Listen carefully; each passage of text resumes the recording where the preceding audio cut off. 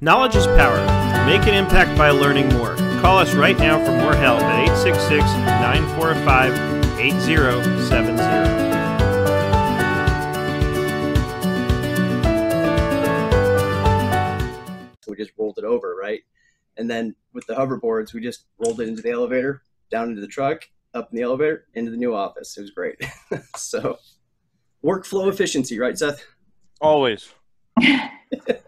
Always, and with respect to everything.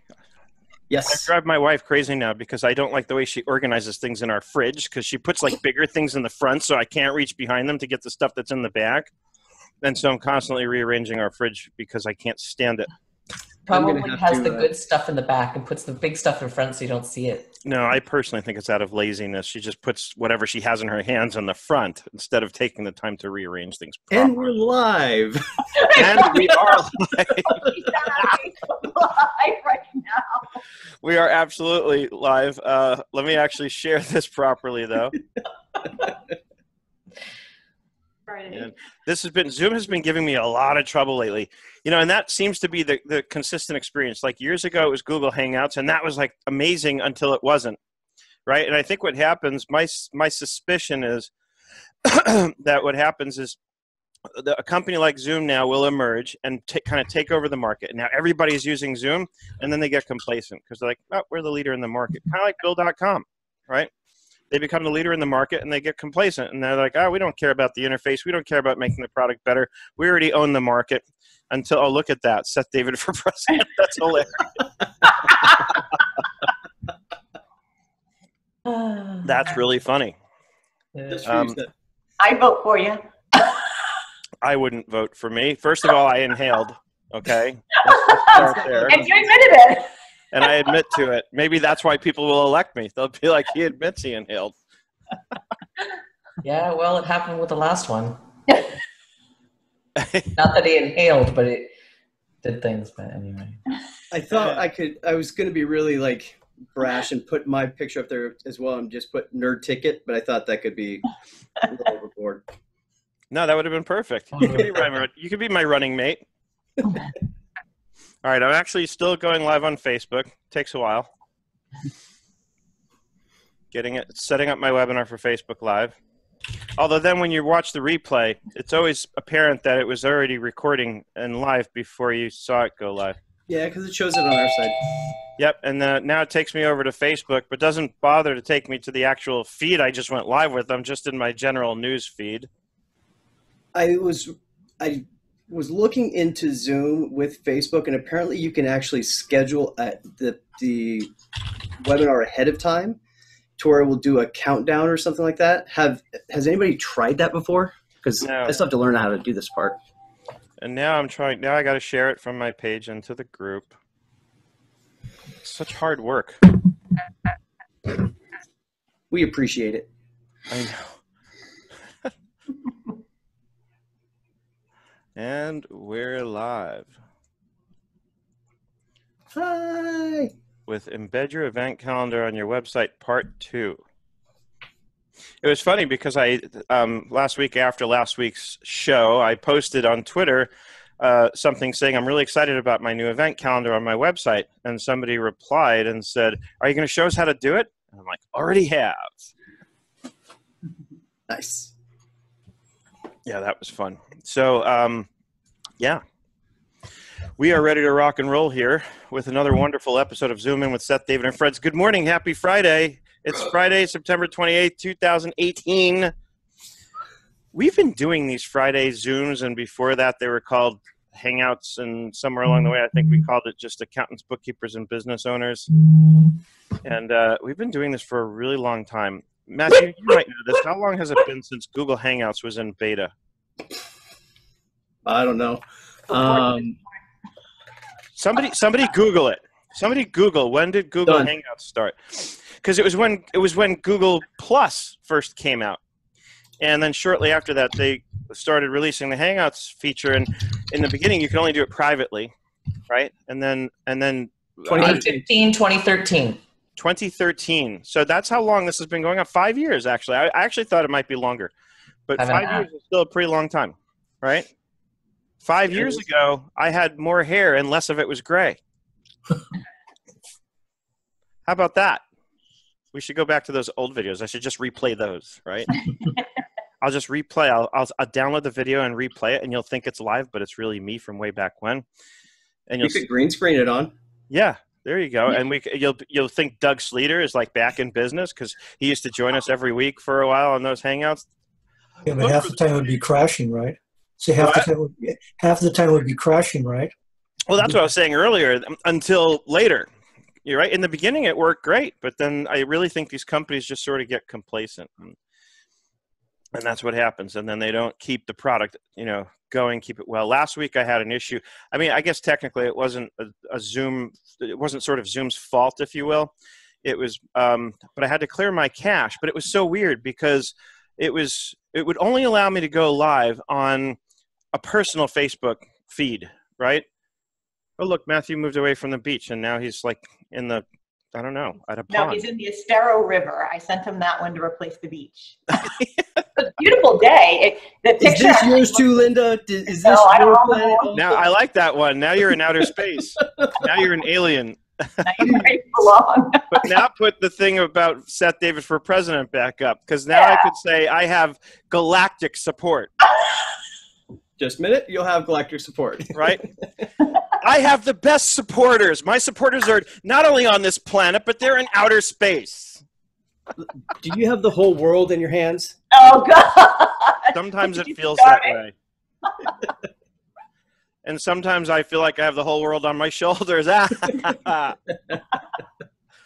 Oh, kids today. All right, so how about we talk about Airtable? You guys don't want to talk about Airtable? I do. Nobody's interested? All right. Maybe we won't talk about Airtable. All right, no, I'm kidding. Let's talk about Airtable. Let me share my screen because I want to show you some of the things I added in after the fact. And then we can, some of it I think will be pretty obvious, like how to do it, but I just want to show you that I did it because it'll give you the ideas for doing it for yourself. So I have Nerd's event calendar. And let's go back. So here's the main calendar that we created, right? And I added in a bunch of stuff. Here's today's. And of course, I update the old ones too. So you can go into an old one, expand the record. And now it's got the main URL that takes you to my website where you can watch the replay, right? This was the registration URL. Obviously, that's not going to be useful anymore. I'm going to pull out the phone number and email. Actually, I just have the phone number here on this one. Right down here, I've got the Vimeo and the YouTube links also. So I kind of keep the whole profile on the event here so that people can browse past events this way in case they don't want to do it through my website, whatever. So what did I add to this? Let's go to the grid view. And this way I can show you some of the columns. First of all, I realized that the calendar view will give you a duration. Last week I had said that it won't do like what Google Calendar does, where you can show an event that lasts over several days, but I found out otherwise last week. So what I did was I added in a start date and I included the time and an end date with the time.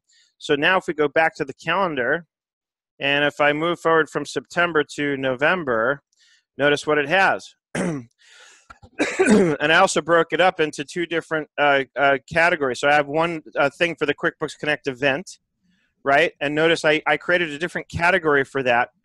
And I'm going to get into the categories in a second because you can see that things are sort of color-coded here by category. And then I used a different category for the actual sessions during the event. This way I could distinguish, here's the event as it's going on from the 5th to the 7th. And here's a session, right, which is my data flow and management, my e-commerce session. So how did I do that? Let's go back to the grid. I added a column for the category, which is configured as a single select dropdown, right? So when I chose the type right here, it's single select. And then you literally add your categories. You can call them whatever you want. And it will automatically assign colors to them. But of course, you can go in here and change the colors. To have this array of colors, you have to have the paid version. So there is that. You'll have a more limited selection of colors on the free version of Airtable. It's one of those things that if you want the full crayon box, you got to pay. Just saying. All right, and again, I don't hear anybody, so I have a feeling that my So Seth, I have a question. Go ahead. I'm looking at the sample pricing. Which version do you have? There's one for $10 a month and one for $20. Are you? I have the $20 a month one. Okay. I go all in, man. I'm all in. No, I pay for the. I have $20 a month because I have 2 users in here. I have myself and Erica. I think that I'm sorry, it's $20 per month per user. So I actually, and I have a couple of users. So, but basically, it's costing me a small fortune for Airtable. That's the problem with Airtable is it does get expensive as you want to have collaborators. If you're just using it for yourself, then as I always say, start with the $10 a month plan, and I'm looking at the $0 a month and the $10 a month, and it seems like the main difference in terms of functionality is just the size of the records and the amount of space. Yep, and if you're using it extensively, I have a feeling you'll hit that wall soon enough. But again, bottom line, start with the $10 a month. If you get some kind of a notification that says you're out of space, then you upgrade, Mm-hmm. That's how I always suggest to do these things, is go with the cheapest plan possible, and unless you see something in the pricing right away that you're going to need that requires the higher level, right? My business partner got smart. We did a budget, and if I see something new I like, I have to stay in my budget. So I either have to cancel something, or I can't get it. Basically, that's smart, because otherwise you do it like me, where I like a good little addict. I just go and I consume whatever I see that I want, that I like, and next thing I know, I run my P&L for the year, and my internet applications line item on my P&L is $15,000. And that's not an exaggeration. That's typically what it's been the last few years, because I spend a fortune on all these apps. But I look at that as that's the difference between rent, right? Because I don't pay rent because I work out of my home, and that is my rent. Because if you think about it, all these apps that I use are the apps that let me run my business remotely, and how I'm able to run it from anywhere. Now, granted, I really don't need $15,000 in annual apps, but for me, a lot of this is research. And some of it is just toys to play with, but those toys that I play with sort of become research, right? Because look at what happened with Airtable. I didn't need Airtable. Everything I'm doing in Airtable, I could probably do between Smartsheet and Google Sheets, right? But Airtable just does it so much better, and you get what you pay for. Well, I have a question. Mm-hmm. It seems like since we have a limited amount of time, when you take on a new app, you have to drop something out of your life space, or do you? No, I just stay up later. So now you're down to 2 hours a night. True. Something like that. No, I mean, in all honesty, and without, like kidding aside, it varies, because I know myself well by now. There used to be nights where I would get onto something, and without having planned it, I'm up till 2, 3 in the morning because I get obsessed and I'm playing with something and I want to know everything it can do, and I don't want to stop until I do. And then I have all kinds of ideas, and I'm like, oh, and I could do this and I can do that, and oh my God, And I've learned, plus I'm getting older, so I really do need the sleep that I need. So sometimes I'll catch myself, it's the awareness is sort of key, and that's kind of a deeper philosophical statement too. But if I catch myself getting sucked into something, and I can usually catch it early these days, I'll know, all right, let me just close this. And then what I'll do, and really to answer your question, Dennis, is then I'll go onto my calendar and I'll schedule an appointment with myself. And I'll use a good block of time. I might schedule like a 4-hour block of time, and the appointment is going to say, play with Airtable, right? So do you use something like Google Keep, where you just take verbal notes, and so while it's still fresh in your mind? And for that, it's sort of the app of the moment, because that's one area where I'm playing with a lot of different apps. So that might go into Evernote, it might go into Dynalist, it might go straight into Active Collab. In Active Collab, I have a content project. Right? Because if anything, when I'm playing with these apps, it's going to get turned into content at some point, unless I decide I hate it. But if I decide I love it, I'm going to start doing videos on it. So, the content project I have in Active Collab may very well be where I go into the notes section because I love Active Collab's notes area. And then, and so I'll go in there and write my notes. But usually it's more likely going to be something like Dynalist these days, because I've been using Dynalist a lot. It's another one of those fun toys to play with, and I really like it. And then I actually used it on a client this week and ran into one brick wall that really disappointed me, because with Dynalist, and if you don't know what I'm talking about, Dynalist is a lot like Workflowy, which I had talked about. Yeah. I don't want to get too far off track, but I'll show you this real quick.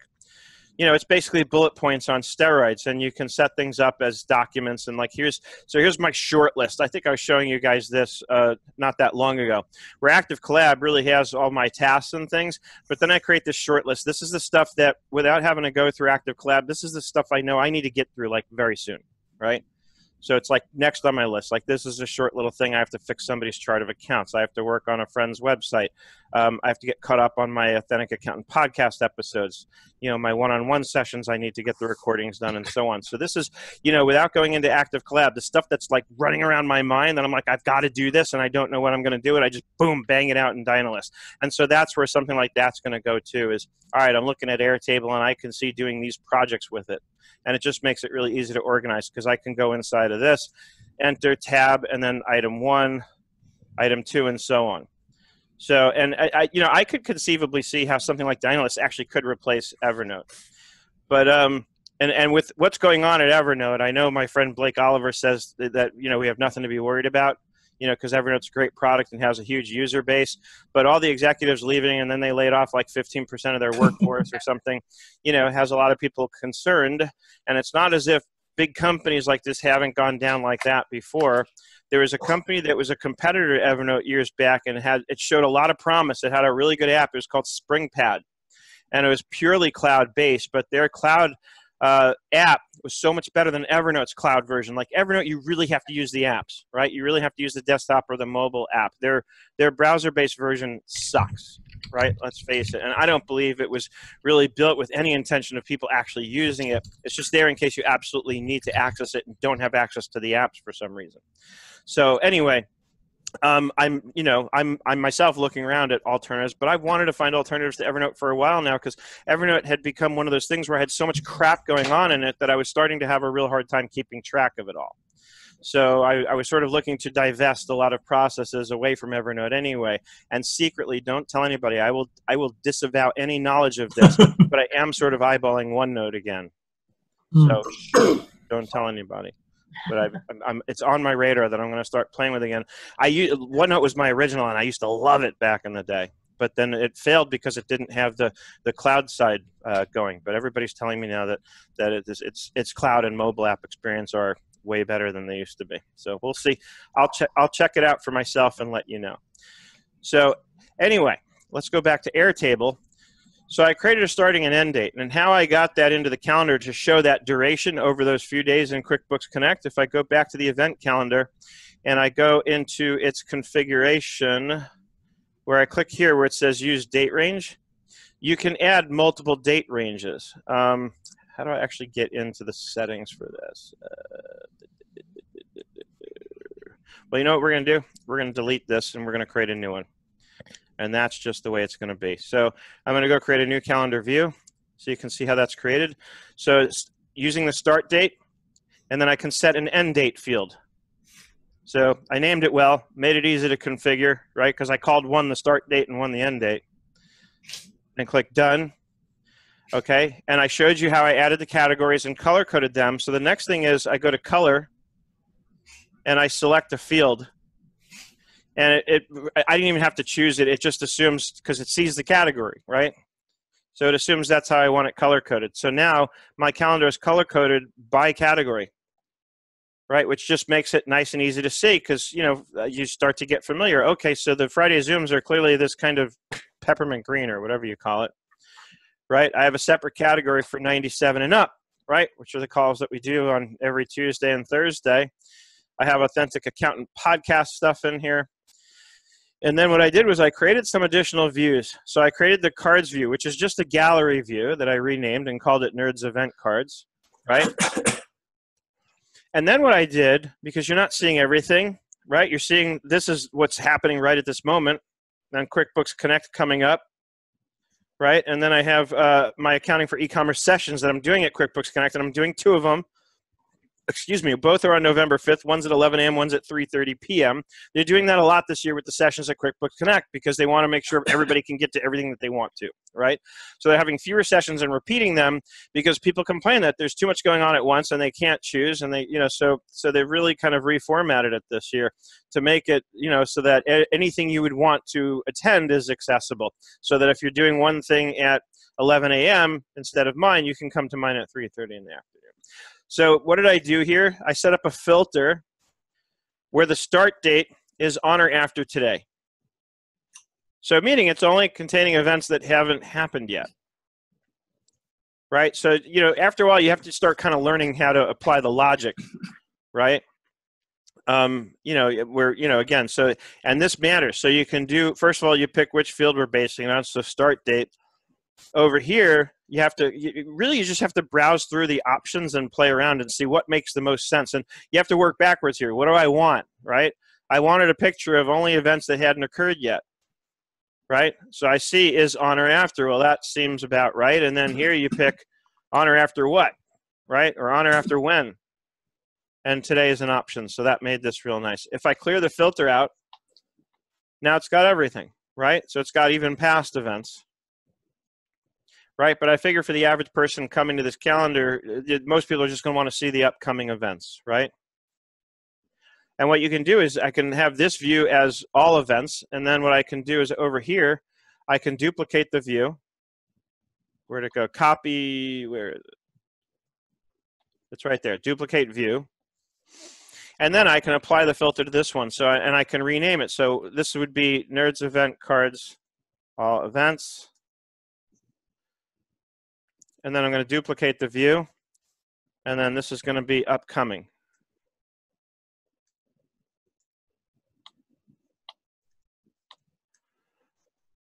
And then here I'll apply the filter, where the start date is on or after. This is exact date.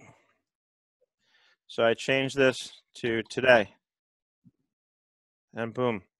And so having this kind of setting where it's on or after today, whatever today is, makes it dynamic. So this will kind of update by itself automatically. And as I add new events, they'll show up here. And as the date crosses over those event dates, they will phase out of this view. But now I've got all the views, right? And I can share any or all of these, right? So I can share a view, which is here. So this will share just this view. And I can embed that in my website. And we went over how to do that last week. Or in here, I can share the entire base, right? And so I did, on Nerds Event Calendar, I've got the entire base shared. Let's go to my website. I think it was called Events.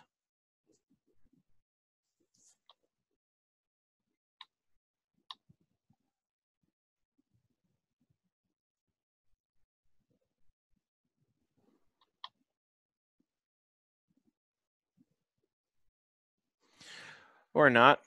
Actually, I put it into the navigation. Duh. Nerds Events. I forgot I did that. I was like way ahead of myself. So here it is, right? And notice now it has it, right? So it updates that quickly. That's the other beauty of this, is when I've got it embedded in my site, it's just there. I go into Airtable, make the changes. I don't have to do anything on my website anymore. But one thing that I wanted to show you here that I did is I realize that it may not be 1,000% clear, for example, that you can click here and change the view, right? So I wanted to do something here that would serve as sort of a tutorial for people for how to use this. So I created this other tab that you probably noticed here that says about this calendar. And when you click on that, I created, it's just a gallery view. There's a notes view that what I called a notes view. Right, and so you can read it that way. But notice I put this view first because this is what I expect people to kind of do.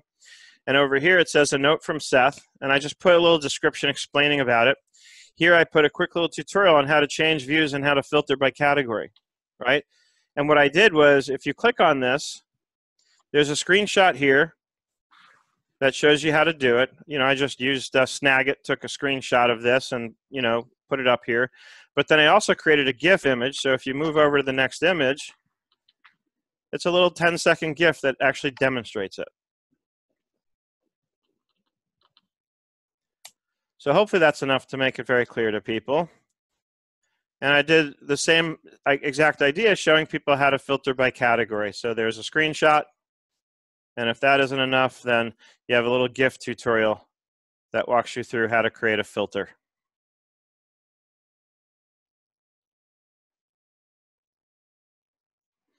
And I'm sure I will still get somebody reaching out to me and saying it's too confusing and they don't understand it. You know, like it doesn't seem to matter. No matter how hard I try to make this stuff as easy as I can, somebody's going to complain.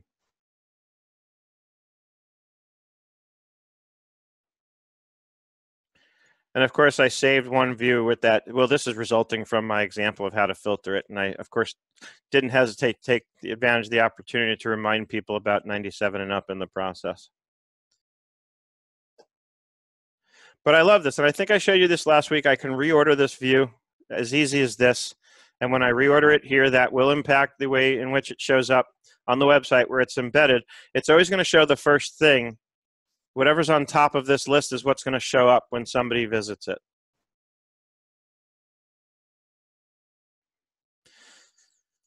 Let's see. Did I add anything else here that I need to tell you about?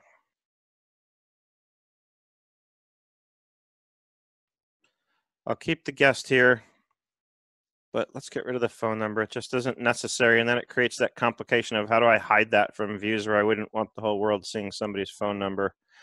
This is the approved event, which I think we talked about last week also, where I'm going to create a format of this so that people can submit events, and then I will have to check this off to say that it's approved before it'll actually show up on the web side, right? Because that web view is filtered to only show approved events. So, and I believe that should apply universally. Let's try it. Let's add an unapproved event.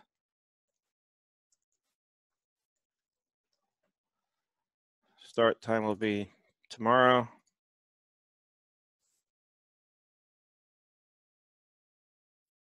Here, by the way, on the times, you can easily override it and say, 9:30 a.m. So they do make it pretty easy for you to set these things. We'll assign a category. We'll call it other webinars. All right, so I have not checked off approved, so it should not be showing up here. And I realize I may have to go through and filter each view this way to only show approved events. Let's see. Yeah, so you see how that showed up here? So I have to go back into each view. It would be nice if you could say, hey, apply this filter to, across the board to all views.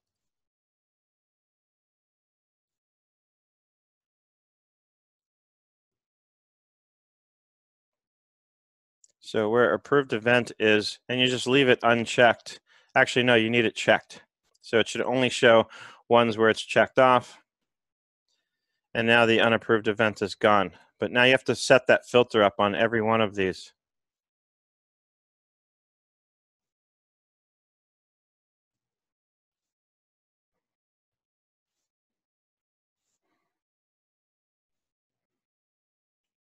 So here we'll add a second filter.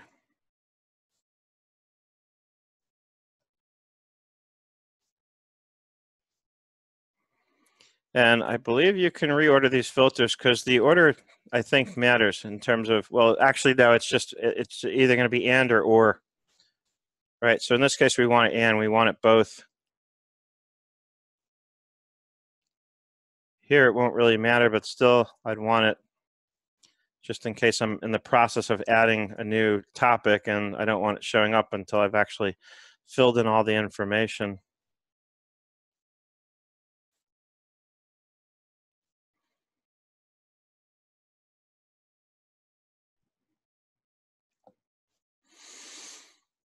And this one, I kind of have to show everything because I need to be able to work in it. So that's okay. So on the website, that is a bit of a vulnerability in that if somebody does happen to browse the views and goes down to the event grid, they'll see it. But that's okay.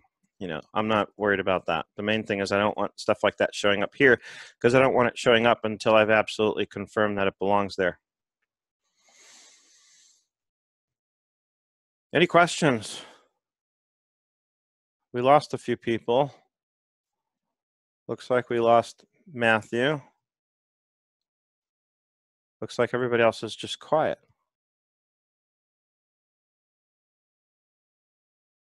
Okay, then. Everybody's just mesmerized. Hey, I just wanted to make sure that you don't feel alone, Seth. Hi, Tiffany. Thank you. You're welcome. Matt said earlier that he was going to have to drop out. He's going to go set up his office. Yeah, he typed in the chat also. He says, bye, guys, I have to get to a meeting. So he chatted to us. It is reported.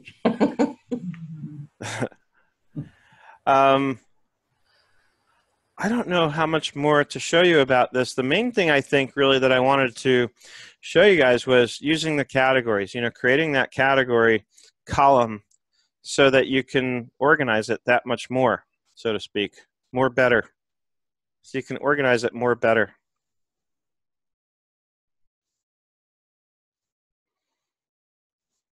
Right, this is probably the biggest trick. And then just setting up other different views, because again, you're embedding this on your website. So it's a matter of what sort of choices do I want to give people, right? And what I learned is if I want to share the entire base, which is what I have done here, then I have a little bit less flexibility in terms of like hidden fields and things, right? So I can use filters to deal with that and set up the views on the web so that people can't see certain things. Go away. Although it looks like an end user can come over here and remove the filter and see everything. So even that you don't have control over. You can, yeah, but and if that creates confusion for the user, well then that's kind of their own fault, right? Only so much you can do. And then the other thing was doing this about this calendar thing I thought was pretty clever, just to help people learn how to use this more interactively. And it's like a balance, like, all right, if you have to explain too much, then maybe there's something wrong with it. At the same time, the reason I feel it's useful here is because there's a lot you can do with this. And the idea that I have in mind with this is that, and there are people who've reached out to me and sort of expressed as much as this to me, is that, there are people who really want to know what's going on. I've had people come to me and say, hey, Seth, is there one place I can go to see all the stuff that you're doing, right? And so this is what I'm doing to make that resource available to people, because people know that I have a lot of stuff going on and, in a lot of different places, on a lot of different websites and things. And so this is one way, at least event-wise, for people who are interested to get that answer, so that now when somebody reaches out to me and says, hey, Seth, where do I go to find out all the stuff you have going on or coming up, I can send them here, right? A lot of this stuff is born of trying to find ways to make my own life easier, right? Because I want to spend less and less time. If I'm getting asked the same question over and over again from a lot of people, then that probably speaks to the need for a resource that I can send people to answer that question, right? So that's kind of how a lot of this stuff gets created. They say necessity is the mother of invention. And I love that because it really, I relate to it very well. When I start getting asked the same question over and over, it probably means that it would be useful to put a resource out there that would help people get the answer to that question, right? And my idea here is, because like I said, I know somebody's going to come along here and complain and say, Seth, it's too complicated. And my answer to that now, very honestly, bye, Tiffany. My answer very honestly to that is that this is not designed for the person who's looking to just come in and get something quick and go, right? This is really designed more for somebody who wants to spend a little time and get to know what's going on Planet Nerd, right? And that's what this is meant to be a resource for. So, again, it's if you want to find out upcoming events, you can go here and you can click around and browse and say, ooh, QuickBooks Connect. Great. Here's the registration URL, right? Here's the main event URL. In this case, they're kind of both the same. Another thing that it's a little subtle, so people may not see it right away, is once you've got this expanded card, there are these two little arrows up here. So I can click this to advance to the next or previous card from that view, right? So now people can see, oh, this is when Seth is speaking, and this is what he's speaking on. And I've even put the description in here. There's 6 hidden fields. I could swear I had a description in here. Now I don't know where that is. So I'll add the description in here. Oh, there it is. It is in the hidden fields. Let me fix that. This is from which view? My upcoming events.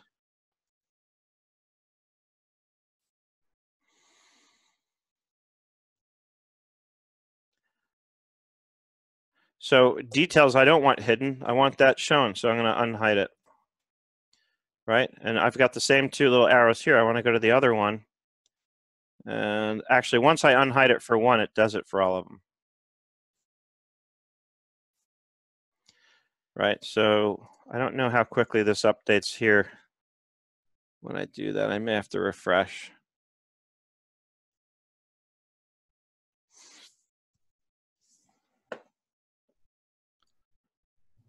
I haven't looked at the live Facebook feed yet this morning to see if anybody there is asking questions.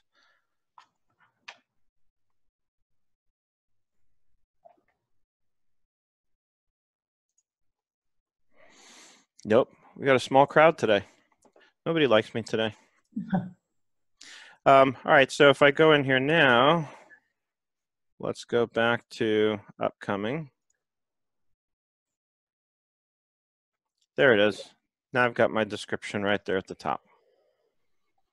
Notice when I'm sharing the entire base, I can't hide the hidden fields. I mean, they're hidden, they're marked as hidden, but as you can see, I'm looking at the user's view, everybody can see them, right? So the way around that would be to, instead of sharing the whole base, like I did with this share option, is you would turn that sharing off and you would have to individually share each view, but then each view would have to be embedded on its own, right? So that's the downside. And that's why I do sometimes stay up till 2 o'clock in the morning, because I want to understand these subtle differences. So I really understand how to use the product and then how I'm going to create the experience for the end user of whatever I'm creating with it, right? That's why these little details are extremely important. So, Kathy says late tax filing is probably taking many people away. God, I hope not. The deadline passed. Actually, I guess October is for the personals now, so people are probably still busy with that. But no excuses. My Zooms are important. Anyway, so it's these little sort of, and I call them behaviors, right? It's how the software behaves. I believe that's very important to sort of understand and study. That's why I can spend the kind of time I can spend with an app, because I want to understand all these little subtle differences. So, you know, and again, what I'm talking about is there's differences between how it behaves when I share the whole entire database versus how it behaves when I share just a single view, right? And I can be more specific about things sharing a single view than I can sharing the entire database, right? And let me see something. If I go into this, yeah, so if you happen to have individually shared a view, in addition to sharing the entire database, it will show you those individually shared views down here in the global sharing option. So you can always kind of get, you know, you can kind of get to one place and see all the shared stuff and how it's been shared.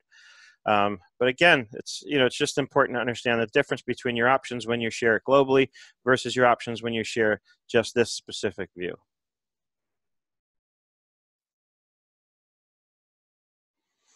And so little by little, what I'm probably going to want to do is kind of consolidate all of my events into here, because right now I still have a separate database with my Friday Zooms, the ones that you're using to register on my site. That's just a single shared view from a bigger database. That's when we're going here. And what I've begun to do here, again, to try and make it as easy as I can for people, is in addition to going into here, and actually, and this is the post that you're meant to go to see what upcoming Zooms are there, or even what past ones are there that I can sort of browse, right? And then the calendar comes in, and I put the message here because some people were complaining that the load time was slow. They couldn't see the calendar, right? So I put a little, hoping some people will actually read, right? It just lets people know, hey, be patient, wait a few seconds, it'll load, right? But then the other thing I did, or started to do, and this is what I love about having an embed code like this, is in here, if I go to last week's, here's the video for it, and beneath that, I've embedded the same calendar, so that while you're in one, you can easily browse and go register for the next one, right? So I try to, again, I try to do things like that now to make it as easy as I possibly can.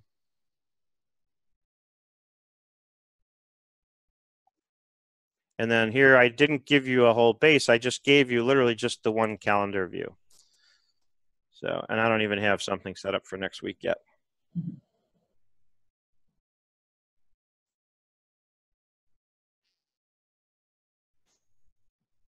So what I'll eventually do is try and I'll get that all consolidated into this one calendar here.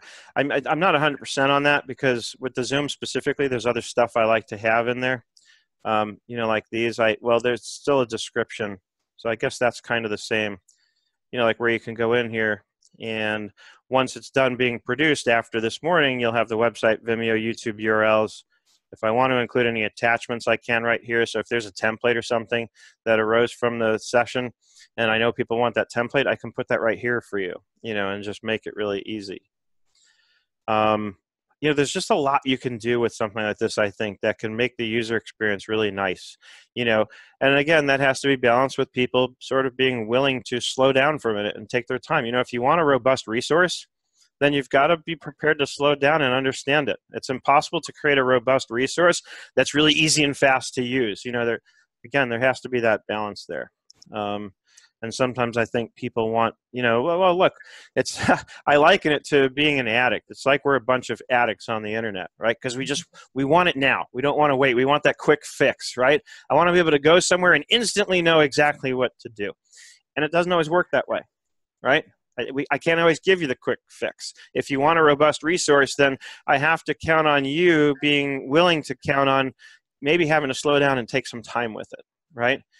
And because that's one of the problems I think that we encounter these days a lot. And I see it. I see a lot of people just kind of lost in this world of how do I build and grow my business?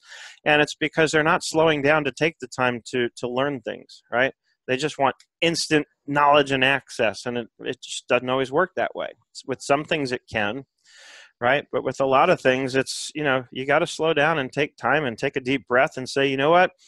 I'm going to put this block of time on my calendar to learn this app. Or I'm going to put this block of time on my calendar to, if I love Nerd Enterprises resources, let me set aside an hour to go through the website and really understand everything that's going on there. There's no way. One of the challenges in the last design of my website that I had and why I hired somebody else to do it was because I knew I was struggling to get all the resources I have laid out in a way that would make sense to people, right? And I knew I was confusing people, and I knew I was probably losing people because of it. So ultimately, I worked with Shane, who did my website, and said, Shane, I used Dynalist. It might have been Workflowy at that time. And I just bullet pointed the whole thing. I said, here's what we do, right? We have two major camps that we work in. We have training and we have consulting, right? And within training, we have one-on-one and we have subscription training. And with consulting, we work with, we work with small businesses doing their bookkeeping, and we work in these areas. And, I just kept expanding on each of those. So it started out with 2 levels, right? But then we went in and went deeper and deeper and deeper into it until Shane was able to take that and create a layout. And he said to me, he admitted, he said that mine was the most challenging project he's ever had with respect to designing a website because of all the content that I have. He said it was really challenging to figure out how to organize it in a way that made sense without sort of losing any of it in the mix, right? So, Kathy, let me read your comment here. For my case, family issues, I'm sorry. Gotcha. I love it. I've been trying to set time aside every week because I committed to it, and then I got really busy and I haven't been able to take the meetings, and I've put it on my calendar. If I can get at least one of them in a week, because Right. It's important, and it's easy to learn, and I think it's easy to navigate through your 97 and up. Thank you. I've tried hard to lay it out that way, and then like originally the episodes, the weekly recordings were in the podcast area. And I said, that doesn't really make sense. And I moved it over to the courses, because that made a lot more sense to me. So I'm always trying to work on ways to improve that. And thank you, for saying that. Linda, I think you're right too. I mean, you really have to schedule that time, and now that we're past some of this family issues that we've got going on, that's what I'm going to do. I'm going to put it on my calendar and be intentional in doing these things now. Yep. And that's, by the way, why, like if you're in 97 and up, like you or Linda and Greg is, one of the first things, if you've gone through the actual core course that I built, the first exercise is one on time management. And it's not to say that we're not adults who don't know how to manage our time, but I like to think that what I've laid out there helps you take it a step further, so that if you follow the sort of prescription that I have there, then we break our time down into 6 areas, right? Body, mind, spirit, time, people, and money. Those are the 6 areas. And so body, the time we spend taking care of our health. Mind is the time we spend taking care of the mind, which means the time I allocate for learning new things, right? Or for reading, right? And so the whole idea is once you've got those laid out, my exercise walks you through how to plot out how much time do I want to spend on these things each day. And when you try and do it all in one day, of course, you'll see it's way too many hours that you could possibly do in a day. So the next phase of the exercise has you break it out over a week. And then over a week, you can see it's very doable, right? Because you can say, hey, maybe I'll go to the gym for an hour every day or 6 out of the 7 days a week, right? And give my body 1 day to rest. But then, you know, the reading time I might do like for 2 hours a day. That's my goal, is I want 2 hours a day, like Monday through Friday, is my reading or studying or learning time, right? And that goes on my calendar like any other appointment. And the idea is nobody should be able to get in. You know, if a client calls up and says, I desperately need an appointment, guess what? It's not happening during that block of time, because that I have to prioritize. In fact, the client part falls under the heading of money, which notice is at the bottom of the list. It's the least important of the categories, right? The body, because I've got to take care of my health. If without my health, the rest is, I can't do anything else, right? I'm not going to be able to be there or do I'm no good to anybody if I don't have my health, right? Least of all myself. And then next I have to take care of the mind, and within sound body and mind, then I'm in a position to take care of my spirit. And I acknowledge that not everybody's religious, so that's fine. Just use an app like calm.com to meditate and quiet your mind. As far as I'm concerned, spiritually, that's all you need at a minimum, and you'll be in very good shape that way. Right? Yeah, it's like taking that elephant and breaking it down one bite at a time. That's right. What you're doing. And my favorite example, by the way, of what meditation does for us is in one of the guided meditations that I do, where she says that the mind is like a cup of muddy water. And the longer we give it to let that settle, the clearer it becomes. Right? And that's what meditation does for us, right? It quiets the mind. It lets things settle. We're so worried about all these things we have to do. I'm so worried. I've got a short list on top of my major project management app. And yet all I really probably need to do is spend more time quieting my mind. And then with my mind quiet and my whole body more at ease, I'm in a much better position to organize this stuff and figure out how I'm going to get it all done without being in a constant state of panic and stress, right? That's the point of it. And because what I've learned, and I've experienced this firsthand now, at first I laid it out as an experiment, and it was derived from the book that I was reading at the time or studying at the time, which was called The 1 Minute Millionaire. And it's about how millionaires think. Now, they didn't give me a spreadsheet. They just said, hey, millionaires structure their time as well as they manage their money. And this is what they laid out. These are the 6 areas in which they divide things up. And so I said, you know, this makes sense, but me being me, I'm going to put that into a spreadsheet and figure out how to organize it for myself, because it's one thing if I just read it and say, oh, that's nice. I'm glad that's how millionaires do things. Maybe someday I'll do that too, right? But instead I said, no, I want to learn how to apply this stuff in my life. So that's what I did, and I laid it all out. And what I found is that when I'm balanced like that, right? Because then I go on, and after spirit, then I have time, people, and money, right? Time is just what I'm doing in that exercise. It's the time I spend organizing my time. And then people, of course, the time I lay aside for my loved ones that I want to spend time with, as well as friends and colleagues, all of it, you know, all the people that I want to be able to spend time with. And what that really laid out for me was how precious that time is, because how little of it I have, which really kind of, for me, pointed to being that much more diligent about being aware of the people I don't want around me, right? The negative people that I don't want anywhere near me. It just made it so clear I don't have time for that. And I have so little time for the people that I really like to have much more time for, that it became very easy at that point to say, you know, these are the people I want to spend time with, and that doesn't leave any room for the people I don't want to spend time with, right? And I started to become more and more clear on not just that, but projects that I wanted to say no to, because even though they might have seemed exciting even, it's like, no, this isn't a good use of my time, right? I become so much more aware of that. And it's interesting, the difference that I see now, having gotten into the habit of going through these exercises and just gotten that much more awareness about it. Because I've had conversations with colleagues of ours about events and why I don't go to as many events as I used to, because I don't feel it's a good use of my time. And somebody got back to me and says, oh, I was going to go anyway. And so, you know, because I was talking about one event in particular that I was asked to speak at, and I was kind of disappointed. And I was like, I regretted having agreed to do it, because I felt like it was a waste of my time. And this other person was like, oh, I was going to be there anyway. So I just considered it to be an honor to speak there, and on, which quite frankly, in my view, was the difference between somebody who's frankly newer at this versus somebody like me who's been doing it for a while. You know, when you're new, it's all exciting and you'll kind of take whatever gets thrown at you because you're like, oh my God, this is so cool. When you've been doing it for a while, like I said, you start to become that much more aware of what's a really good use of your time and what isn't. And that becomes paramount in terms of importance. So looking at this whole exercise, I get to that people part and I realize how precious the time is, because when you lay it out like this, it becomes so clear how little time we really have for the things that are really important, right? But that awareness will help me weed out the stuff that really isn't. And then, of course, the last part is the money part. And my goal is really to only work like 8 to 4 or 9 to 5, right? And my first thought looking at this was like, oh my God, I usually put in like 80 hours a week. How am I going to cut this down to 40? How am I going to cut this in half and not lose all my clients? And the answer is, when I tried it, and this is the ultimate, this is what I'm hoping anybody who's listening to this later, and those of us who are still here now, this is the part I'm hoping you'll hear louder and clearer than anything else I've said all morning, is when I get the time to put this balance into place, right? When I stick to the prescription for how I'm organizing my time, I am so much better balanced that I will argue all day long that in half the time I get twice as much done because I'm focused. I'm not distracted, right? So that time from 8 to 4 or 9 to 5, it's because I'm well rested and well balanced, it's going to be much harder to distract me and pull me away from something.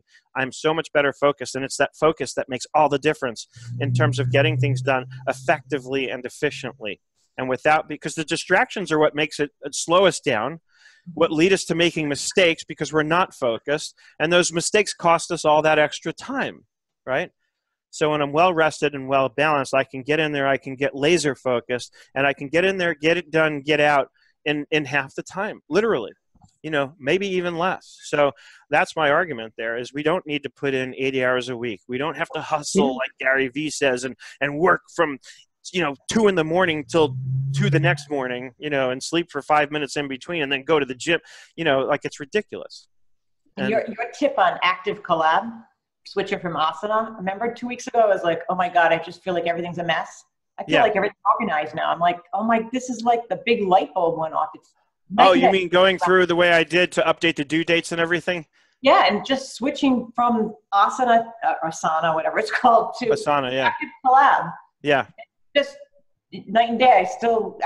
It's unbelievable because it's so much more organized. That was my question, if you remember, and I am certainly emerging from the overwhelmed feeling, and that reset was necessary. The advice that you gave me the other day, as far as putting it all in a line and just knock it all out and reprioritize everything. Yeah. Yep, that's the whole trick. And so Kathy and Dennis, and it looks like we have Jesse here still. Well, Jesse, you're in the 97-minute program, but we haven't seen you much lately. So I'm not sure if you're familiar with what we're talking about. But for anybody who's not, I have a whole webinar on my whole process in Active Collab for how we do things and because my whole idea is I can't afford to get overwhelmed. I don't have time to get overwhelmed, right? And so out of force of need, I've developed these systems, and that's because I experience it too. I'm just like you, where I'm like, holy crap, how am I going to get all this done? And that's when you asked about it, Greg, and I showed you, here's what I do. I write. That's why I love Active Collab, because of the reports that it gives us, and how I can use that report module to see all the tasks that are later due today that I haven't completed yet, and then just go through them one by one in that process, because I'm not going to complete the tasks. I'm just going to go through them one by one and update the due date and reprioritize in that moment. And that process in itself, which generally only takes about 20 minutes at the most, puts me at ease, because now I know, because it's not getting it done as much as it is knowing that I have a plan for getting it done that puts me at ease. And that's I think that's kind of what helped me when I was going through all this, and having brought that lady on, I felt comfortable enough that, she was going to handle everything in my absence. So I didn't have to worry a whole lot. I didn't have to stress out a whole lot, except for the issue with my family members and stuff that we were dealing with at that time. So right. I had confidence that everything was going to get done. Yep. Yeah, that's the whole key there. Is it's a feeling more than anything else. but it's what we do to get that feeling that matters. So that's what it boils down to. So that is our time. By the end of today, or maybe by the end of tomorrow, I have another great topic for next week. I haven't figured out what I want to do yet next week. So as always, if you have suggestions or questions or thoughts or ideas, lay them on me, because I am happy to do them. I'd much rather be doing the things that are going to help you than the things that I think might help you. So I have a question. Yeah. Maybe something on GIFs. On who? On making GIFs. It's in my course, Dennis. Is it? Oh. In my 97 and up course, there's a lesson as part of the how to become a video content creation machine. Oh, okay. There's a lesson on how to create GIF images right there. No, but I can show you. Do you use Camtasia at all, Dennis? No. Okay, so Camtasia, I'll give you the answer right now. Generally speaking, Camtasia has an option where you can render a GIF. So really what you're doing is you're recording a video that only lasts about 10 seconds, and then when you produce it, when it gives you the options for what format you want to produce it in, you choose a GIF, and it will create the GIF image for you. But you have to be real careful about it, because the video file size is going to be large. So that's why you have to keep it under 10 seconds. Mm. And you also have to be careful in that 10 seconds. If you have a lot of major changes to what's on the screen, if I click from one tab in my browser to another tab so that graphically and visually there's a dramatic change, that increases the file size of that GIF. So when you're doing a GIF image, you have to remember, keep it real simple and real focused. You're really just trying to show one screen and where to go. Like, click on this and here's where it is. It should be about that fast. So that's the trick with creating GIFs is, it has to be very focused. You can't do a whole video tutorial. You really just have to show people one very quick specific thing. And it really should be even less than 10 seconds. It should be more like 5 to 7 seconds. So that's the quick answer on that. But I can do a show where we go through that process. I've got to go. I'm going to a Marriott's webinar starting right now. So all right. Doing something on PTO. Interesting. See you next week. Fascinating. PTO. Can't wait. I'll talk to you all soon. Bye. Bam. Bye, everybody.